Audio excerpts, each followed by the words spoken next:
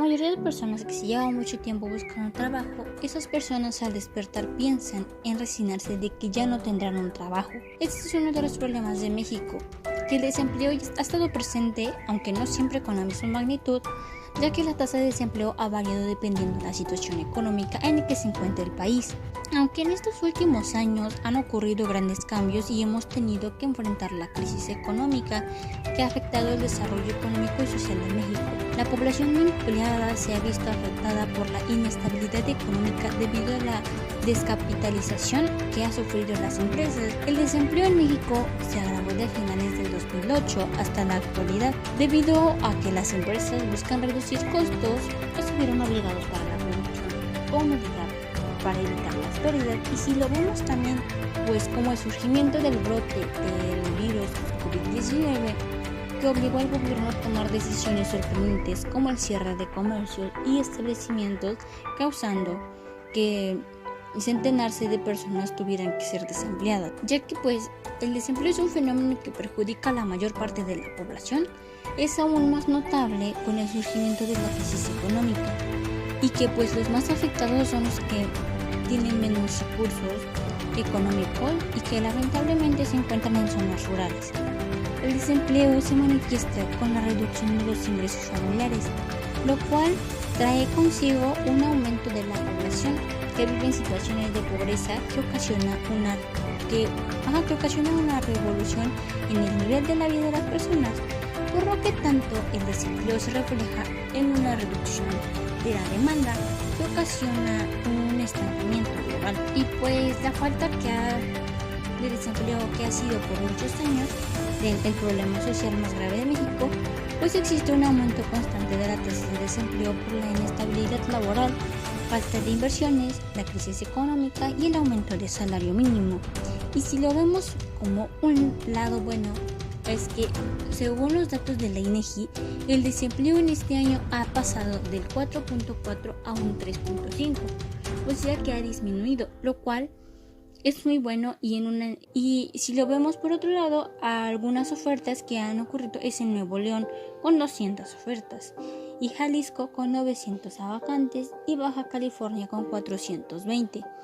Y pues normalmente Morelos es aquel estado que tiene muy poco, ya que si lo vemos por este lado, los egresados siempre salen del estado para poder buscar un empleo. Y tenemos algunas gráficas acerca de la tasa del desempleo de la INEGI y cómo ha sido este aumento y cómo ha surgido en estos últimos años. En México, echarle ganas no garantiza poder alcanzar nuestros sueños. Existen brechas tan marcadas que incluso el lugar en donde vivimos puede definir nuestro destino. Una de las cosas que lleva muchas veces a no lograr las metas de las personas es la situación de pobreza en la que viven, y en México lo podemos visualizar mucho más de lo que nos gustaría mencionar. El Consejo Nacional de Evaluación de la Política de Desarrollo Social, mejor conocida como Coneval, es una institución con autonomía técnica y de gestión que tiene como objeto coordinar la evaluación de las políticas y los programas de desarrollo social, así como medir la pobreza de acuerdo con la Ley General de Desarrollo Social. Según la Coneval, la pobreza multidimensional es una situación en la que se encuentra una persona cuando no tiene garantizado el ejercicio de al menos uno de sus derechos para el desarrollo social, y si sus ingresos son insuficientes para adquirir los bienes y servicios que requiere para satisfacer sus necesidades mínimas. Como lo señala la Coneval, existen distintas perspectivas sobre el concepto de pobreza, y cada uno utiliza métodos específicos para medir y cuantificar a la población pobre. Te sorprenderá saber que no es solo lo económico lo que se considera dentro de la pobreza. Estas perspectivas del concepto abarcan lo monetario, es decir, el ingreso de las personas, lo participativo, es decir, lo activo de la población en las distintas funciones productivas y sociales de la ciudad, la exclusión social, es decir, la cantidad de personas excluidas de los beneficios individuales y sociales, las necesidades básicas, es decir, la carencia de acceso a las necesidades establecidas socialmente como básicas, la incapacidad de las personas para evitar el hambre, la desnutrición o la carencia de una casa, y el ejercicio de derechos legal o socialmente definidos. En concreto, la pobreza en México se mide según ingresos, educación, acceso a servicios sanitarios, acceso a seguridad social, acceso a alimentación, calidad y espacios de la vivienda y acceso a servicios básicos de la vivienda. Las consecuencias que tiene la pobreza en nuestro país son notorias en todos los estados. Problemas de salud y desnutrición con 1,5 millones de niños menores de 5 años sufriendo de desnutrición crónica. La delincuencia es otra de las consecuencias sociales de la pobreza en México y lamentablemente ha ido creciendo. También adicciones, abandonos familiares, embarazos adolescentes y divorcios son algunos otros efectos que la pobreza tiene en la sociedad. La pobreza en México creció 2 puntos porcentuales entre 2018 y 2020 hasta el 43.9% de la población, mientras el país se recupera de la crisis provocada por la pandemia del coronavirus que arrastró a la economía local a su peor desempeño en casi un siglo, según la Coneval, que también mencionó que el número de mexicanos en situación de pobreza pasó de 51.9 millones a 55.7 millones. Teniendo en cuenta que México tiene una población de 126 millones de habitantes. Además, el porcentaje de la población en pobreza extrema también se incrementó al pasar de 7% a 8.5% en el mismo lapso. El número de personas en esa situación alcanzó los 10.8 millones en 2020. La emergencia sanitaria por la COVID-19 ha profundizado los desafíos que enfrenta la política de desarrollo social en todos los ámbitos, principalmente en el ingreso, salud, educación y alimentación de la población mexicana.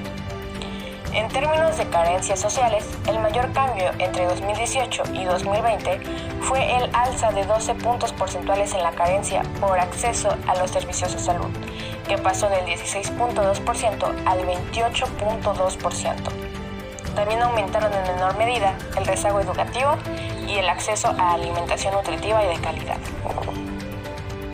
¿Cuál es la definición de corrupción? El abuso del poder para el beneficio propio y puede clasificarse en corrupción a gran escala, menor y política. México mejora su posición en índice de percepción de corrupción. México subió 6 lugares en el ranking del índice de percepción de la corrupción, siglas IPC, en su edición 2020 y mejoró 2 puntos al pasar de tener una calificación de 29 en el 2019 a 31 en una escala de 0 a 100 en la que 0 es igual al nivel más alto de corrupción. De acuerdo con el IPC realizado por Transparencia Internacional, México pasó a ocupar de la posición 130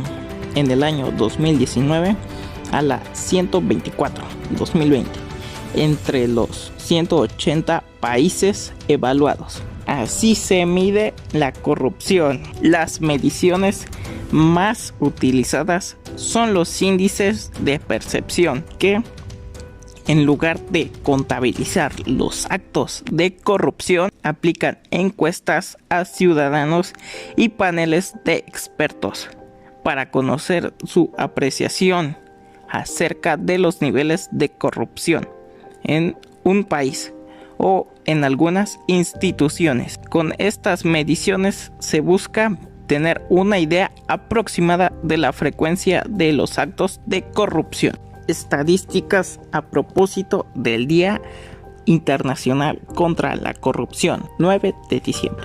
En 2019, 15.7% de las personas adultas que tuvieron contacto con servidores públicos fueron víctimas de corrupción. En ese mismo año, 6.154 servidoras y servidores públicos fueron sancionados. 44.6% estaban adscritos a instituciones de la administración pública federal y 55.4% a las administraciones públicas estatales. 5.1% de las empresas tuvieron experiencia directa de actos de corrupción en 2020. De 2013 a 2020 se observa un aumento sostenido de la prevalencia de corrupción que vivieron las personas. En el caso de las empresas víctimas de corrupción, el nivel se ha mantenido respecto a 2016. En las entidades de Durango, Ciudad de México, México y Quintana Roo, la probabilidad de que las personas sean víctimas de corrupción fue casi 3 veces superior a la probabilidad de ser víctimas en Tamaulipas, Baja California Sur, Colima o Zacatecas. En cuanto a los costos, en 2019 la población en México pagó por causas de la corrupción 12,769.7 millones de pesos, 64.1% más que en 2017. En términos per cápita, cada persona víctima de corrupción erogó 3.822 pesos en promedio, 1.372 pesos más por persona afectada respecto a lo estimado en 2017. Por el contrario, entre 2016 y 2020 se observó una disminución de casi 50% en el monto promedio que las empresas erogaron por actos de corrupción. ¿Cuánto cuesta la corrupción?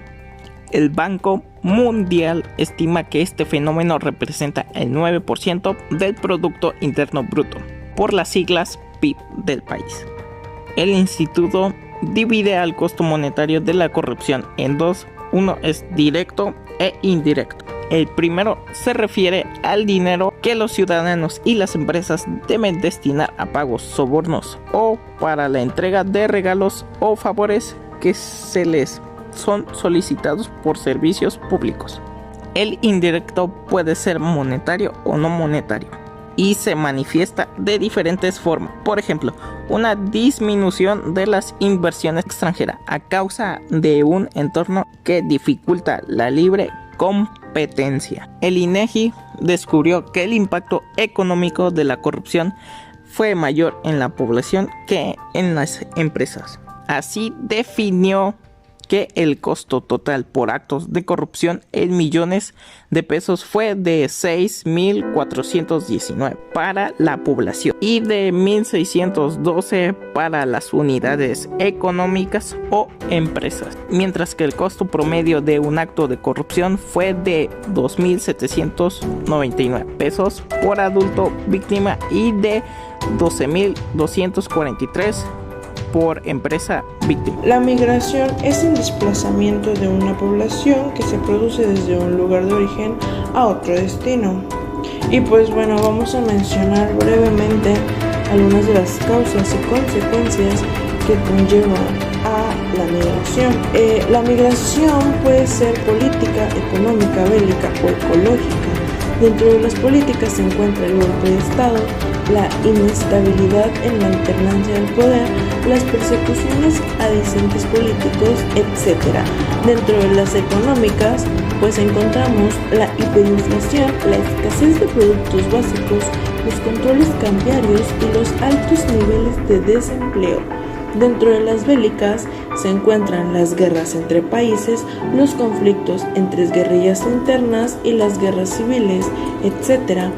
Mientras que dentro de las ecológicas está la desertización, temperaturas extremas, la desaparición de fuentes de aguas o alimentos y entre algunas otras. Dentro de las consecuencias de la migración tenemos económicas, políticas, sociales y culturales.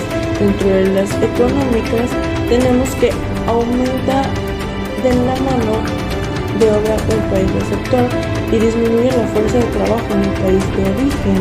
Dentro de las políticas tenemos los cambios en las políticas migratorias, bien sea para flexibilizar o endurecer los requerimientos para entrar y permanecer ahí permanentemente.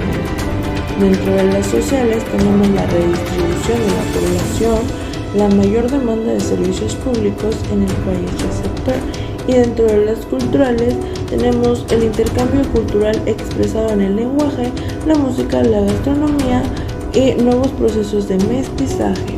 De acuerdo con el INEGI, el 4% de la población total migra por la inseguridad delictiva o la violencia, mientras que el 6.7% migra por una causa educativa. El 28.8% de la población migra por cuestiones de trabajo, mientras que el 45.8% de la población migra por cuestiones de familia y el 14.7% de la población por otra causa que no está mencionada aquí. Y pues bueno, dentro del porcentaje de la población emigrante internacional a los Estados Unidos de América, Guanajuato es el estado con mayor población emigrante hacia los Estados Unidos, mientras que Oaxaca viene siendo el segundo lugar, y pues así sucesivamente van disminuyendo, mientras que Morelos se encuentra con el 77.7% de la población de personas que migran hacia Estados Unidos. Lamentablemente, la violencia siempre está presente. Recorre por las calles, se pasea por los parques, como también la encontramos asentada en nuestros hogares. La OMS define la violencia como el uso intencional de la fuerza o el poder físico, de hecho o como amenaza contra uno mismo, contra otra persona o un grupo de personas. Tenga muchas probabilidades de causar lesiones, muerte, daños psicológicos, trastornos del desarrollo o privaciones. Los actos violentos pueden dividirse en dos grandes categorías, según la relación entre la víctima y el agresor. La violencia doméstica es aquella que ocurre entre personas que comparten lazos de parentesco o de consanguinidad. La violencia social es aquella que ocurre entre individuos que no comparten esos lazos. Alrededor de 3.3 millones de hogares en el país, es decir, 1 de cada 7, reportó que al menos uno de sus miembros fue víctima de algún delito. De ese total, casi 700,000 hogares sufrieron más de un delito en este año. Alrededor de 2 millones de víctimas, de un total de 4.2 millones, experimentaron algún tipo de violencia durante la comisión del delito. Los delitos más comunes son los robos, lesiones, daños en propiedad ajena y amenazas. ¿Cómo influye en esa intensidad el hecho de que la violencia sufrida sea casi diaria, como ocurre en algunas comunidades de México? Es triste caer en el término de la normalización. Sin embargo, muchas familias han sufrido por años o décadas situaciones violentas que han normalizado, pero no por ello dejan de comportar un estrés. El estrés crónico que produce la violencia continuada o un gran evento violento aumenta la producción de cortisol, lo que llamamos la hormona del estrés. Y eso no solamente va a traer consecuencias a nivel de nuestra salud mental, sino también física. Joven de 18 años desapareció y luego fue hallada muerta en Nuevo León. Lo que sabemos del caso de Devani Escobar: desapareció el viernes por la noche en la colonia Nueva Castilla, en Escobedo, Nuevo León. De acuerdo con la versión de las autoridades, Devani venía de una fiesta y descendió de un Uber en la carretera de Nuevo Laredo. De acuerdo con la Fiscalía General de Nuevo León, el chofer del transporte privado declaró que la joven de 18 años descendió del vehículo en la carrera vía Numancia y la carretera vía Laredo, aproximadamente a las 4:24 am. La joven de 18 años fue vista por última vez mediante una videograbación a un costado de una empresa de transportes. La Fiscalía Estatal indica que aproximadamente a las 4:30 am se dirigió a la empresa de transportes para tratar de comunicarse con alguien, sin que pudiera ser atendida por empleados del lugar, sin que se tenga algún registro posterior de su paradero. Desde esa ubicación se tomó una imagen que es la que circula en las redes sociales, dijo el Ricardo Mejía, el subsecretario de Seguridad Pública. De acuerdo con una cuenta de Instagram presuntamente manejada por los familiares de Devani, La joven acudió a una fiesta con sus amigas, quienes llamaron a un contacto de confianza para que la recogiera del lugar. Sin embargo, este contacto realizó el trabajo fuera de la plataforma. El 15 de abril se ofrece una recompensa por 100,000 pesos mexicanos. La Comisión Local de Búsqueda de Nuevo León publica una recompensa de 100,000 pesos mexicanos por información que ayuda a encontrar a Devani. El 21 de abril localizan un cuerpo cerca de la última ubicación de Devani. La Fiscalía General de Justicia de Nuevo León reportó la noche del jueves que localizaron un cuerpo sin vida en el interior de una cisterna de agua abandonada en terrenos aledaños al lugar donde habría desaparecido Devani. Cada vez que salimos de casa, cada vez que estamos solos o solas en algún lugar, nos sentimos inseguros porque hay mucha delincuencia. Hablamos de la delincuencia, nos referimos a una organización muy extensa que comenzó desde hace siglos. La delincuencia organizada en los últimos años se ha extendido de manera radical. Se trata de un grupo de personas que compiten o cooperan entre sí. Se fragmenta que son estables, locales, multinacionales. Es un grupo muy poderoso que crece y sobre todo es tradicional. Los grupos de delincuencia organizada se caracterizan por su brutalidad y violencia, entre las cuales destacan las decapitalizaciones, asesinatos a civiles, desintegración de los cadáveres, en baños de ácidos y eliminación sistemática de miembros en los cuerpos policíacos y del ejército. Anteriormente, el crimen organizado utilizaba acuerdos y códigos de conducta entre los traficantes para mantener el orden. Sin embargo, ahora es más común observar en los medios de comunicación masivos los métodos de violencia que emplean para conseguir su poderío. México es uno de los países donde los mexicanos se sienten inseguros. Los mexicanos se sienten inseguros en los lugares donde viven, porque hemos tenido muchísimos casos de las delincuencias que ha habido en todo el país, en varios estados y comunidades. Los mexicanos, el 62.2% de la población son de 18 años y en una entrevista nos dicen que es inseguro vivir en su comunidad. Y si bien recordemos que la inseguridad en México se ha vuelto un caso muy común, y pues este fenómeno pues ha aumentado con los últimos años y va a seguir incrementándose, pues pasa de ser un problema cada vez pues se generan grandes preocupaciones para la sociedad del día de hoy y mayor para la sociedad del mañana. En una entrevista tenemos que algunos estados, los que tienen más inseguridad de delincuencia o que tienen mayor delincuencia, en las noticias de apenas nos dice que Zacatecas tiene un 91.7%, Sonora con 94.1% y Guanajuato con 87.1%. Y pues las ciudades con menor es Tampico, Tamaulipas con el 20.4% y San Pedro Garza con 11.7%. Y pues los lugares menos apropiados e inseguros según las personas es el cajero automático con un 76.4%, los transformadores públicos con 70.2%, los bancos con un 61.7% y las calles con un 58.6%. Y la delincuencia en estos últimos años ha sido un aumento bastante grande, en especial para mujeres y niños.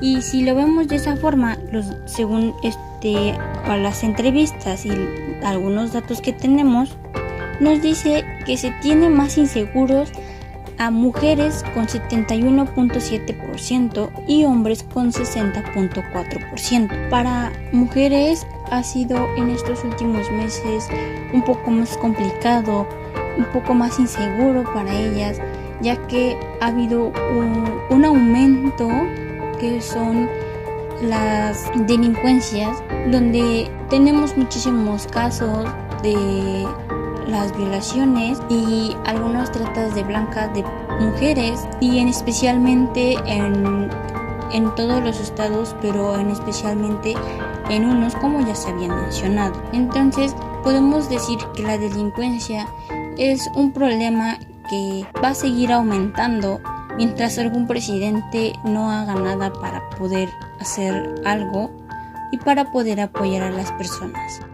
La desigualdad es otro de los problemas sociales que sufrimos en México.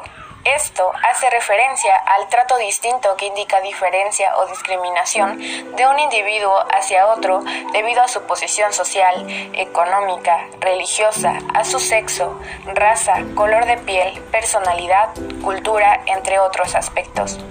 Los mexicanos que viven en el sur del país son quienes más sufren de la desigualdad de oportunidades.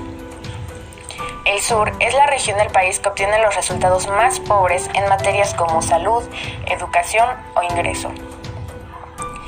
La pandemia del nuevo coronavirus también ha revelado la existencia de grandes desigualdades en el mundo. Una investigación realizada en México utilizó datos de empleados y pacientes con COVID que fueron tratados en el Instituto Mexicano del Seguro Social, mejor conocido como IMSS. Para lograr un resultado más certero, se tomaron en cuenta variables sociodemográficas y comorbilidades. Esta última que indica la presencia de uno o más trastornos además de la enfermedad.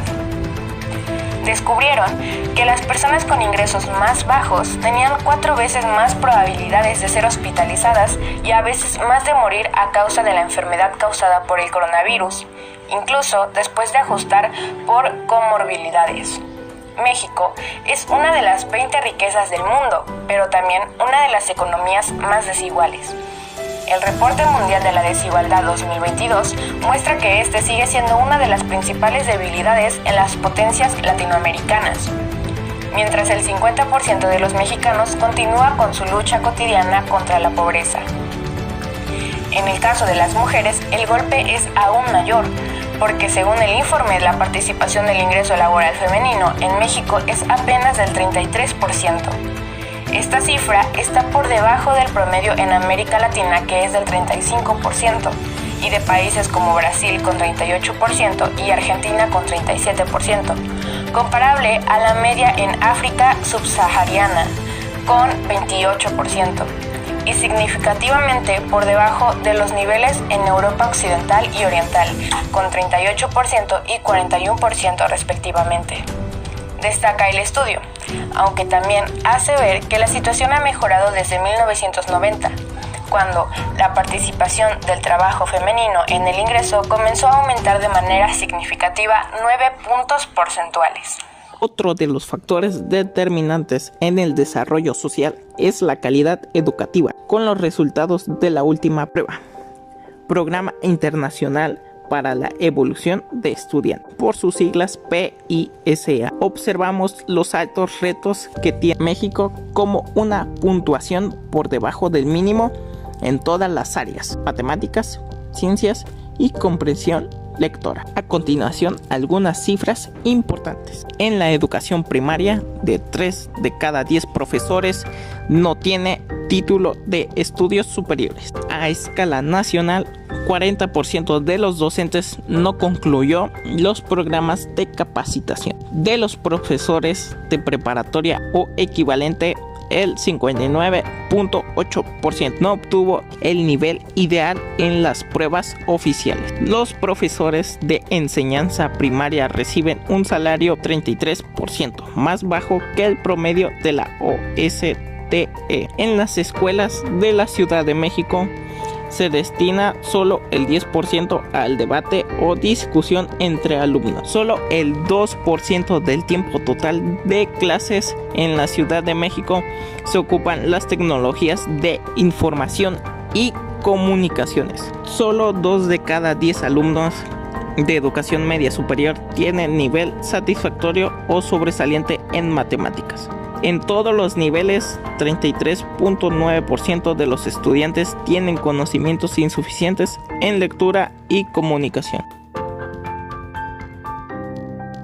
La escasez de agua es la condición en la cual la demanda de este recurso en todos los sectores, incluyendo el del medio ambiente, no puede ser satisfecha, lo que quiere decir que es la falta de suficientes recursos hídricos para satisfacer las necesidades del consumo de agua en una determinada región, lo que pues prácticamente quiere decir que no hay agua o que esta está ausente o que se está terminando, en pocas palabras. Y ahora la pregunta es, ¿por qué es que en México hay escasez de agua? Realmente se han escuchado varias noticias acerca del desabasto y escasez de agua en diferentes entidades del país. Ok, y ahora, ¿por qué sucede la escasez? Bueno, la sequía generalmente ocurre cuando las lluvias son significativamente menores a los niveles normales registrados, lo que ocasiona un grave desequilibrio hidrológico, y en donde entonces la poca lluvia registrada y el pronóstico de sequías causa una reducción en el suministro de agua para las tres principales presas del sistema Cutzamala, las cuales pues ya registran un almacenamiento debajo del istmo. ¿Por qué es que ha llovido menos? Bueno, pues el aumento de la temperatura global alterna el comportamiento de los océanos y los ciclos de agua.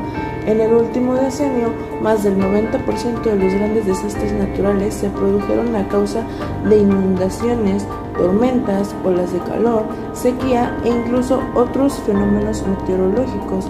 De acuerdo a la Oficina de las Naciones Unidas para la Reducción de Riesgos de Desastres, se estima que por cada grado de calentamiento global, aproximadamente un 7% de la población mundial estará expuesta a una disminución de al menos 20% de los recursos hídricos renovables, de acuerdo con el informe de política ONU Agua sobre el cambio climático y el agua de organización UNWater. También, de acuerdo con el Servicio Meteorológico Nacional, el 83.9% del territorio nacional sufre sequías intensificadas desde marzo. Todo esto por la disminución en el porcentaje de lluvias, además de que varios estados del país ya han registrado temperaturas superiores a 40 grados, principalmente en las regiones húmedas como Campeche, Chiapas, Michoacán, Quintana Roo, Veracruz y Yucatán. La falta de lluvia es central, pero no es el único factor que provoca la escasez de agua potable en los hogares.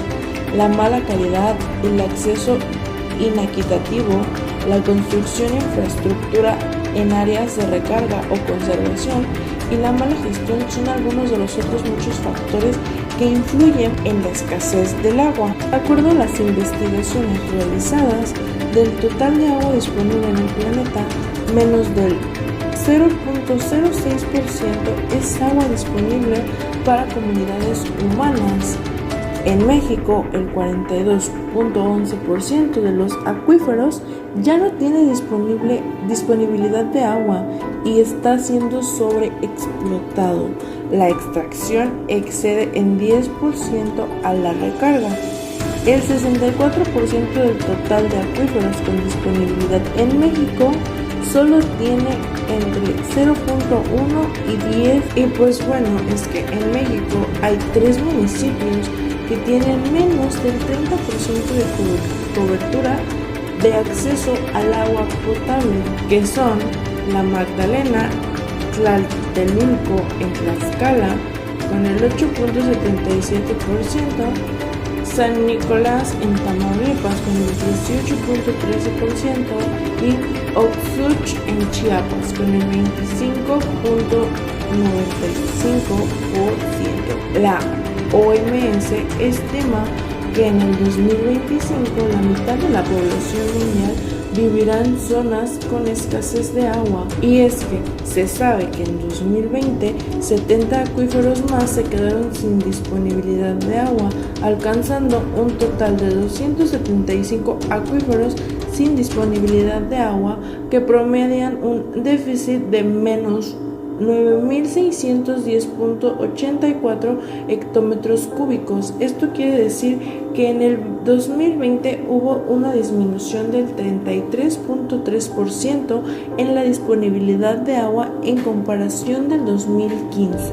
Y pues bueno, como último, pues 5 consejos breves pues para cuidar el agua, porque si es que nosotros no hacemos el cambio no se va a realizar, y es que si queremos un cambio, el cambio lo debemos iniciar por nosotros mismos.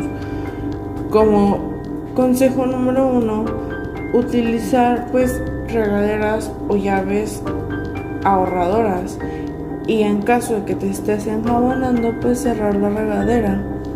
Número 2, Si te tienes el cabello, el tinte contiene componentes que contaminan el agua de manera grave, entonces es mejor no teñirte el cabello y tratar de evitarlos. Número 3. Reunir el agua de lluvia, que puede funcionar para actividades como lavado de ropa, riego de jardín e incluso para el sanitario. Número 4. Al colocar una botella de plástico llena de agua en algún otro elemento dentro de un depósito del inodoro, reducirá el volumen de descarga de agua. Entonces, pues se te aconseja aplicarlo para poder utilizar menos agua a la hora de bajarle al inodoro. Y número 5, pues comprar y utilizar productos de higiene personal que sean hechos con ingredientes naturales. Simplemente pues esto con la finalidad de lograr cuidar el agua y que entonces la sequía, en lugar de que aumente, se mantenga y de ser posible disminuya. La crisis sanitaria mundial desatada a partir del inicio de la pandemia por COVID-19 ha puesto en el centro del escrutinio social y político al sector de la salud. Con un 5.5% del PIB nacional destinado a este segmento, México se posiciona como uno de los países de la OCDE que menos invierten en salud en proporción a su economía. Del total del PIB sanitario registrado en el país en 2020, una quinta parte corresponde a servicios hospitalarios, el segmento con mayor porcentaje del gasto, seguido por los servicios médicos de atención ambulatoria.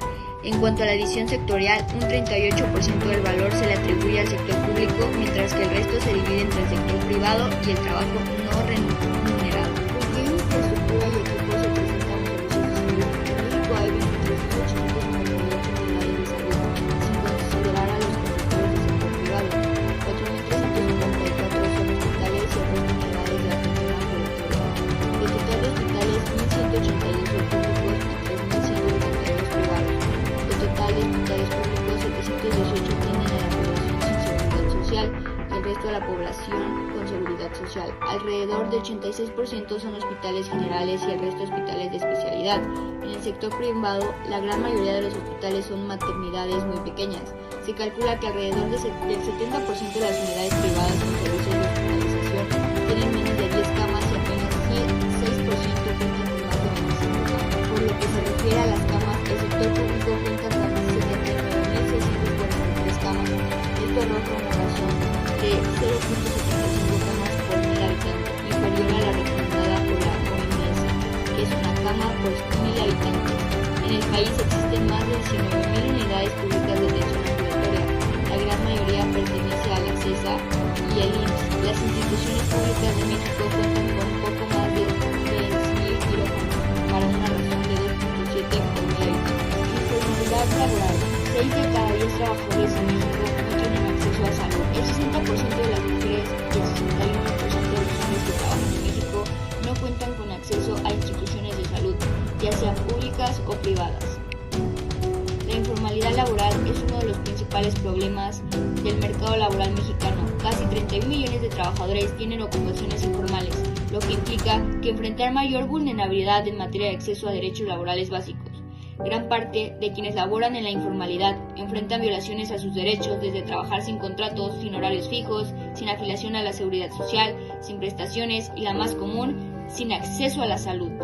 Al corte del primer trimestre del 2022 se observó que 6 de cada 10 trabajadores en el país no tienen acceso a instituciones de salud, de acuerdo con cifras de la ENOE, Encuesta Nacional de Ocupación y Empleo, del INEGI. Esta condición es una de las que tanto hombres como mujeres se enfrentan en la misma proporción. El 60% de las mujeres y el 61% de los hombres que trabajan en México tienen que usar sus recursos personales para cubrir sus necesidades de salud, debido a que no están afiliados al IMSS o ISSSTE y que no tienen seguros de gastos médicos cubiertos por su relación laboral. Los sectores económicos en los que la informalidad laboral penetra con mayor fuerza son el trabajo del hogar. Casi el 95% de este trabajo es informal: la industria agropecuaria, el comercio minorista y la industria manufacturera. Aunque la pandemia y los confinamientos que implicó provocaron una baja importante en los niveles de informalidad laboral, la recuperación del empleo estuvo acompañada de la recuperación del trabajo informal. Pese a que en los meses pasados se han alcanzado niveles históricos de generación de empleo formal, todavía más de la mitad de los trabajadores mexicanos está en la informalidad. 4. de cada 10 trabajan en micronegocios. Otra de las ocupaciones informales más comunes están en los pequeños negocios familiares. Gran parte de ellos están relacionados con el comercio minorista o la preparación y comercialización de alimentos y bebidas. En este primer trimestre del 2022 se observó que 22.9 millones de trabajadores se encuentran ocupados en este tipo de establecimientos. Esto implica que 4 de cada 10 trabajadores en México trabajan en un micronegocio. En el análisis por tipo de micronegocio, gran parte de estos pequeños negocios familiares no cuentan con un establecimiento, sino que se encuentran en locales sobre ruedas o móviles. En México, 12.5 millones de personas se ocupan en actividades, lo que representa a 2 de cada 10 trabajadores. Durante el proceso de expulsión del mercado laboral formal y también durante el proceso de recuperación, muchos trabajadores se trasladaron a este tipo de actividades, que son en su mayoría para el autoempleo y la generación de ingresos en el hogar, no precisamente para emprender o liderar. En México, solo 2.9 millones de trabajadores dan empleo a otros.